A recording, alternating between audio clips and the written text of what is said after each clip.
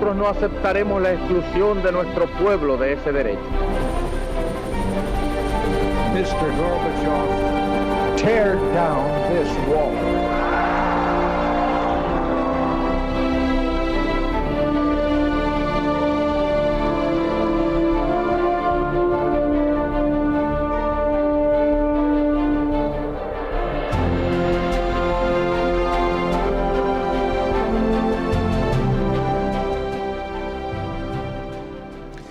Muy buenas noches, señoras, caballeros. Bienvenidos a tiempos modernos. Antes de que el siglo XX terminara, el mundo quedó sobrecogido por una de las matanzas, por uno de los genocidios más espantosos de todos los tiempos, el de Ruanda. Durante ese genocidio, la mayor parte del mundo cerró los ojos. Y aún después, mucha gente prefiere pensar que no ocurrió jamás, pero sí ocurrió y fue horrible. Así. La descolonización de África dejó tras de sí un mapa caótico. Nacieron países artificiales cuyas caprichosas fronteras obligaban a vivir juntos a pueblos que llevaban siglos haciéndose la guerra. Uno de ellos fue Ruanda, independiente desde 1962 y conformado por dos etnias rivales, los Hutus y los Tutsis. Los Tutsis habían gozado durante mucho tiempo de un estatuto superior. Cuando el territorio fue colonizado por Alemania, el sistema se mantuvo. Después la colonia pasó a Bélgica, que invirtió los roles y privilegió a los Hutus. En 1958 ya hubo una primera matanza de Tutsis. Al llegar la independencia, los Hutus tomaron el poder con apoyo belga. Poco más tarde, el Hutu Juvenal Habyarimana daba un golpe de Estado, implantaba una dictadura y aumentaba la represión. Decenas de miles de Tutsis se exiliaron. La situación estalló en 1990, cuando la oposición Tutsi, en el exilio, se organizó en el Frente Patriótico e invadió Ruanda con apoyo del vecino gobierno de Uganda. Habyarimana respondió con más persecución racial contra los Tutsis, armando a grupos paramilitares Hutu. El régimen había recuperado la vieja medida belga de consignar la etnia en el carné de identidad, de manera que los paramilitares no tenían más que hacer controles y pedir el carné para identificar a sus víctimas tutsis. La propaganda gubernamental, desde la estación de radio de las Mil Colinas, estimulaba la operación. La exigua fuerza de la ONU, enviada para pacificar el país, quedó completamente desbordada. En esa situación, en abril de 1994, el presidente Habyarimana fue asesinado junto al presidente de Burundi. Un misil derribó el avión en el que viajaban. ¿Quién fue? Nadie lo sabe. Los Hutus acusaron tanto a los Tutsis como a las fuerzas de la ONU y a la propia oposición Hutu. Ya no se mató solo a los Tutsis, sino también a los Hutus del partido contrario. La propia primera ministra del país, Agathe Uwilingiyimana, fue asesinada junto a 10 soldados belgas de la ONU, pero la ONU, lejos de enviar más tropas, retiró a los cascos azules, lo cual abrió la puerta al horror. Las primeras noticias de asesinatos masivos llegaron el 11 de abril. 10 días después, ya eran cientos de miles de muertos. El Consejo de Seguridad, por iniciativa del presidente norteamericano Bill Clinton, rehusó intervenir. En solo 100 días fueron asesinadas más de 800.000 personas, sobre todo tutsis, pero también hutus de oposición y residentes europeos, nada menos que el 11% de la población. Finalmente, la ONU autorizó a Francia a crear una zona de protección mientras el Frente Patriótico Ruandés Tutsi se reorganizaba, lanzaba una fuerte ofensiva y entraba a sangre y fuego en la capital Kigali. 2 millones de Hutus que temían represalias huyeron entonces del país, refugiándose en Zaire. Cuando la paz llegó, el país estaba aniquilado. La historia es terrible y nosotros hemos ahorrado en este relato en vídeo los detalles más siniestros, que son infinitos, no son detalles, es la generalidad. Fue horroroso. Rosa Cuervas Mos, buenas noches. Buenas noches, Esparza. Fue terrible, son 800.000 muertos en 100 días, que son 330 muertos por hora, desde que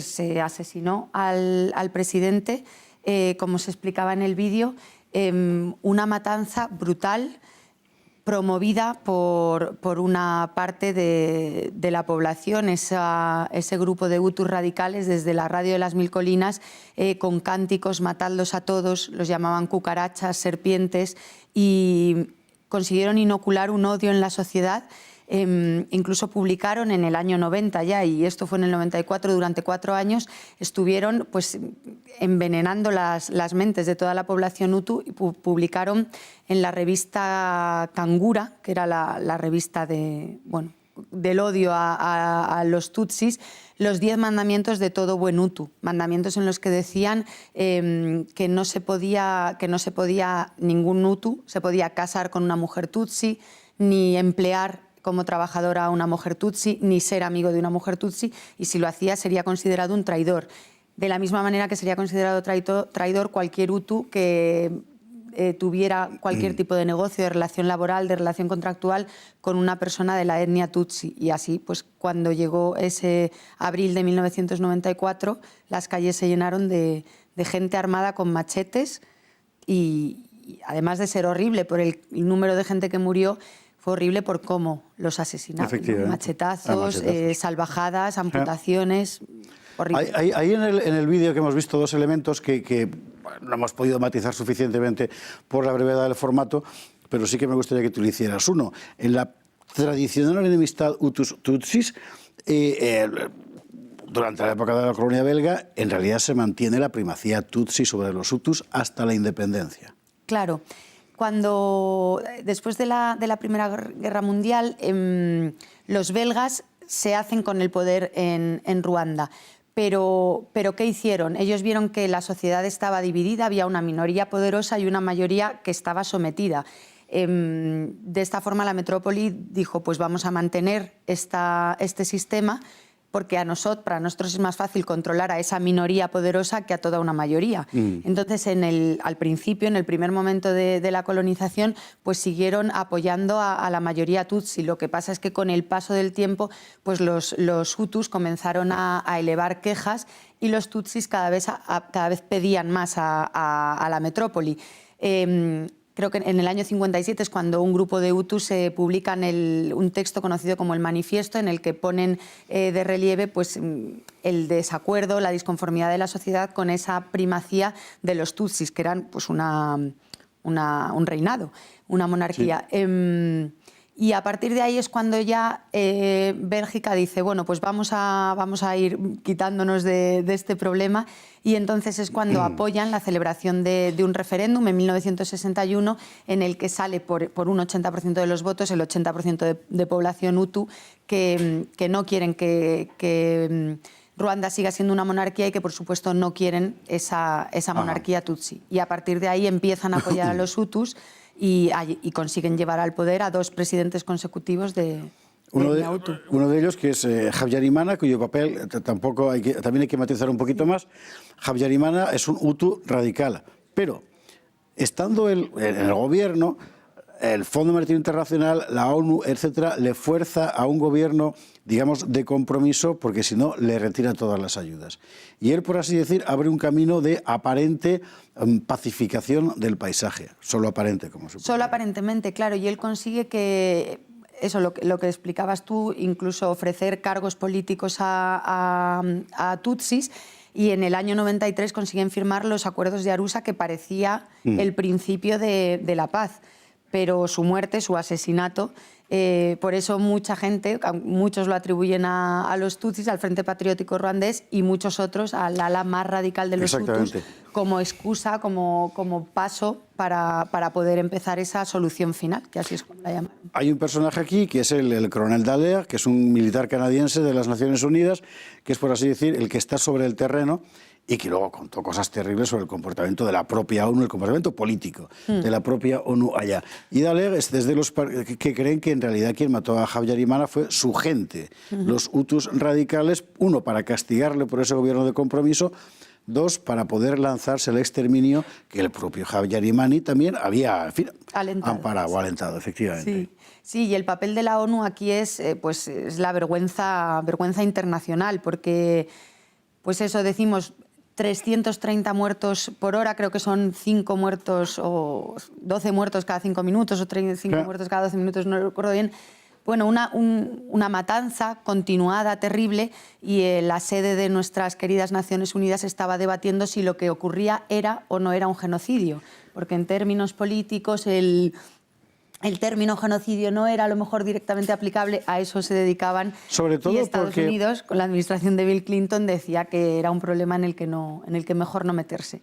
Mientras moría gente... Claro, si se declaraba como genocidio no tendrían más remedio que intervenir y no querían. Aquí la ONU en un primer momento está silbando. En un segundo momento Kofi Annan cuenta lo que hay y entonces los que silban son los Estados Unidos. Y la cosa se va prolongando y al final deciden retirar de allí los cascos azules.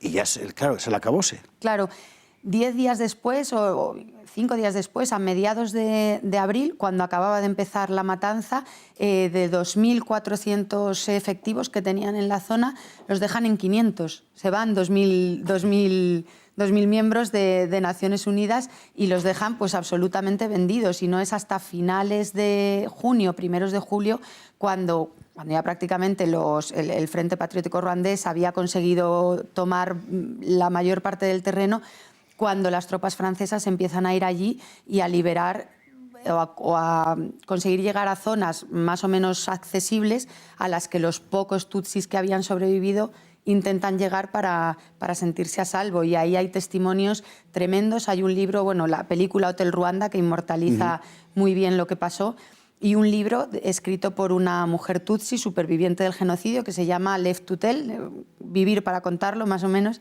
Ella es Immaculée Ilibagiza y es un libro que es impresionante. Cuenta cómo estuvo los 3 meses del genocidio escondida en un cuarto de baño minúsculo junto a otras 7 mujeres en casa de un pastor protestante de etnia Hutu, que las escondió allí.